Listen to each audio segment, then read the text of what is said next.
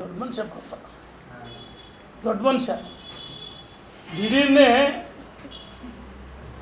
ರಾಷ್ಟ್ರೀಯ ನಾಯಕರು ಹಾಕೊಂಡಿದ್ದಾರೆ. ದಿಲ್ಲಿ ಪತ್ರಿಕಾಗೋಷ್ಠಿ ಮಾಡಿದ್ರೆ ರಾಷ್ಟ್ರೀಯ ನಾಯಕರು ಹಾಕೊಂಡಿದ್ದಾರೆ. ನಾಚಿಕೆ ಆಗ್ಬೇಕಲ್ಲ. ಹರಿಹರ ಕ್ಷೇತ್ರ ಜನ ನಿನ್ನ ಮುಖ ನೋಡಿ ಮತ ಕೊಟ್ಟಿಲ್ಲ. ಸನ್ಮಾನ್ಯ ಯಡಿಯೂರಪ್ಪನವ್ರು ಮುಖ್ಯಮಂತ್ರಿ ಆಗ್ತಾರೆ. ಯಡಿಯೂರಪ್ಪನವ್ರು ನಿಮಗೆ ರಾಜಕೀಯ ಜನ್ಮ ಕೊಟ್ಟದ್ದು. ರಾಜಕೀಯವಾಗಿ ನೀವೇನಾದರೂ ಇವತ್ತು ಎರಡನೇ ಬಾರಿ ಶಾಸಕರಾಗಿದ್ದೀರಿ ಅಂದರೆ ಬಿಕಾಸ್ ಆಫ್ ಯಡಿಯೂರಪ್ಪ, ಭಾರತೀಯ ಜನತಾ ಪಾರ್ಟಿ ಅನ್ನೋದು ಮರಿಬಾರ್ದು. ಯಡಿಯೂರಪ್ಪನವ್ರ ಬಗ್ಗೆ, ವಿಜೇಂದ್ರ ಬಗ್ಗೆ ಮನ ಬಂದಂಗೆ ಮಾತಾಡ್ತಿದೀಯಾ. ಎಚ್ಚರಿಕೆಯಿಂದ ಮಾತಾಡ್ಬೇಕಂತ ಹೇಳ್ತೀನಿ ನಾನು. ಮತ್ತು ನಮ್ಮೆಲ್ಲರ ಬಗ್ಗೆ ಅಗೌರವ ಮಾತಾಡ್ತೀಯಾ. ಹುಷಾರ್ ಅಂತ ಹೇಳ್ತೀನಿ. ಹರಿಹರದಲ್ಲಿ ಎಷ್ಟು ಲೀಡ್ ಕೊಟ್ಟೆ, ಇದು ಉತ್ತರ ಕೊಡು. ಏನು ಆಟ ಆಡ್ತೀಯಾ? ಹರಿಹರದಲ್ಲಿ ಎಷ್ಟು ಲೀಡ್ ಕೊಟ್ಟೆ ನೀನು? ಇಲ್ಲಿ ಹರಿಹರ ಅಭಿವೃದ್ಧಿ ಮಾಡೋಕ್ಕಾಗಲ್ಲ, ದಾವಣಗೆರೆ ಜಿಲ್ಲೆ ಸಂಘಟನೆ ಮಾಡೋಕ್ಕಾಗಲ್ಲ. ಬಿಜೆಪಿ ಏನು ಇಡೀ ರಾಜ್ಯ ಪ್ರವಾಸ ಮಾಡಿ ರಾಷ್ಟ್ರೀಯ ನಾಯಕ ಕೊಡ್ತೀಯಾ? ಯಡಿಯೂರಪ್ಪನವ್ರ ವಿರುದ್ಧ ಮಾತಾಡ್ಬಿಟ್ಟು ದೊಡ್ಡನ ಬಿಡ್ತೀಯಾ? ನಾಚಿಕೆ ಆಗ್ಬೇಕಲ್ಲ. ರಾತ್ರೋರಾತ್ರಿ ಕಾಂಗ್ರೆಸ್ ಹೊಡಗಿದ್ದೀನಿ ನೀನು. ಇದೇ ಹಿಂದೆ ನಿಲ್ಬೇಡ ಅಂತ ಹೇಳಿದ್ರು.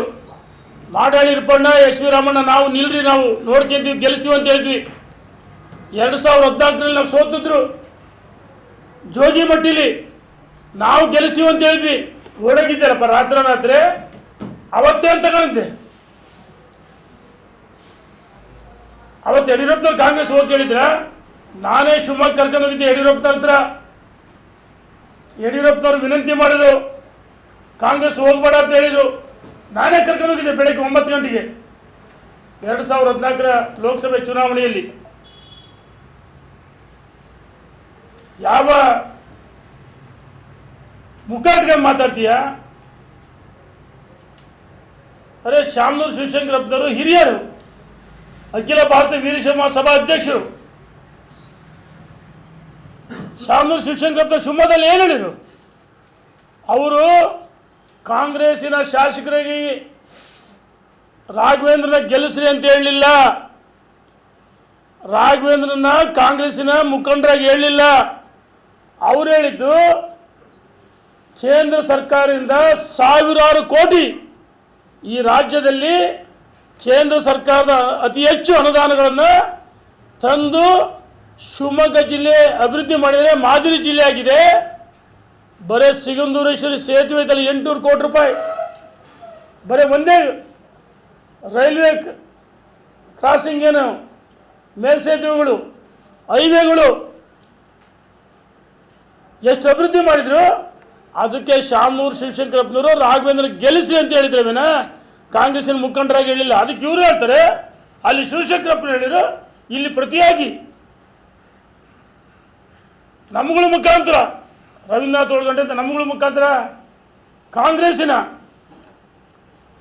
ಗೆಲ್ಸಿ ಅಂತೇಳಿ ಯಡಿಯೂರಪ್ಪನವ್ರು ಸೂಚನೆ ಕೊಟ್ಟರು ಅಂತ ಹೇಳ್ತಾರೆ. ನಾಚಿಕೆ ಆಗ್ಬೇಕಲ್ಲ. ಸನ್ಮಾನ, ನಾನು ಹೇಳಿದ್ದೀನಿ ಮೊನ್ನೆ, ಧರ್ಮಸ್ಥಳಕ್ಕೆ ಬರ್ಬೇಕು. ಏನು ಆಟ ಆಡ್ತೀಯ? ಯಡಿಯೂರಪ್ಪನವರು, ವಿಜೇಂದ್ರ, ನಮ್ಮೆಲ್ಲರಿಗೂ ಹಿರಿಯರಾಗಿದ್ದರು. ಯಡಿಯೂರಪ್ಪನವರು ಕೈ ಮುಗಿದು ವಿನಂತಿ ಮಾಡಿದ್ದಾರೆ, ಗೆಲ್ಲಿಸಿ ಅಂತೇಳಿ. ಅರೆ, ಸೋಲಿಗೆ ಸ್ವಯಂಕೃತ ಅಪರಾಧ. ಆಯ್ತಪ್ಪ, ದೊಡ್ಡ ಮನುಷ್ಯ, ರಾಷ್ಟ್ರೀಯ ನಾಯಕ, ನೀನು ಹರಿಹರದಲ್ಲಿ ಎಷ್ಟು ಮತಗಳು ಕೊಟ್ಟೆ? ನಿಮ್ಮಿಬ್ಬರದು ಸೇರಿದ್ರೆ, NDA ಸೇರಿದ್ರೆ 1,24,025 ಮತ ಆಗುತ್ತೆ. ಯಾಕೆ ಲೀಡ್ ಕೊಡಲಿಲ್ಲ ಕಾಂಗ್ರೆಸ್? ಯಾಕೆ 5,000 ಲೀಡ್ ಹೋಯ್ತು? ಹಂಗೆ ನೀನೆಷ್ಟು ಬರ ದುಡ್ಡು ಇಸ್ಕೊಂಡೆ ಅವ್ರ ತಕ್ಕ? ನಾಚಿಕೆ ಆಗ್ಬೇಕಲ್ಲ ನಿನಗೆ. ಅರೆ, ನಿನ್ನ ಕ್ಷೇತ್ರದಲ್ಲಿ ಓಟ್ ಕೊಟ್ಟಿಲ್ಲ, ಏನು ಮಾತಾಡ್ತೀನಿ ನೀನು? ಯಡಿಯೂರಪ್ಪನವ್ರ ಬಗ್ಗೆ, ವಿಜೇಂದ್ರ ಬಗ್ಗೆ ಮಾತಾಡ್ತಿ ಹೇಳ್ತೀಯ. ವಿಜೇಂದ್ರ ಭ್ರಷ್ಟ ಅಂತ ಹೇಳ್ತೀಯ. ನೀನು ಭ್ರಷ್ಟ, ನಿನಗೆ ನಾಚಿಕೆ ಆಗ್ಬೇಕು. ನನ್ನ ಬಗ್ಗೆ ಅಸಹ್ಯ ಅಂತ ಹೇಳೇನು, ಹುಷಾರು ಅಂತ ಹೇಳ್ತೀನಿ. ನನ್ನ ಮನೆಗೆ 24 ಕಡೆ ಬಿದ್ದಿದ್ದೆಲ್ಲೋ ಮೂರ್ಖ ನೀನು. ನಾನು ಒಳ್ಳೆ ಭಾಷೆ ಬಳಸಲ್ಲ. ಇಡೀ ಮುಖಂಡರಿಗೆ ಗೊತ್ತು, ಅವ್ರ ಕ್ಷೇತ್ರ ಜನರಿಗೆ ಗೊತ್ತು, ನನ್ನ ಕ್ಷೇತ್ರದ ಹೇಳ್ತರು. ನನ್ನ ಕ್ಷೇತ್ರ ಯಾರೇ ಬಂದರು ಬಿಟ್ಟು ಸೋತದ ಅಂತ ಹೇಳಿ ನಾವು ಇರ್ಪಣ್ಣ ಎಷ್ಟವರಿಗೆ ಮಾತಾಡಿ ಇರ್ಪಣ್ಣ ಎಷ್ಟು ನಾವು ಅವ್ರಿಗೆ ಗೌರವನೂ ಕೊಡ್ತಿದ್ವಿ. 24 ಗಂಟೆ ನನ್ನ ಮನೆಯಲ್ಲಿ ಬಿದ್ದಿರ್ತದ. ಬೆಂಗಳೂರು ನನ್ನ ಸರ್ಕಾರಿ ನಿವಾಸದಲ್ಲಿ ತಿಂದು ಮನೆ ಗಳೆ ಎಣಿಸಕ್ಕಂಥ ವ್ಯಕ್ತಿ ಯಡಿಯೂರಪ್ಪನವ್ರಿಗೆ ನೀನು ಯಾವತ್ತು ಮಾತಾಡಿದೆ? ಯಡಿಯೂರಪ್ಪನವ್ರಿಗೆ ಯಾರು ದ್ರೋಹ ಮಾಡ್ತಾರೆ ಜೀವನದಲ್ಲಿ ಉದ್ಧಾರ ಆಗಲ್ಲ, ಸರ್ವನಾಶ ಆಗ್ತಾರೆ.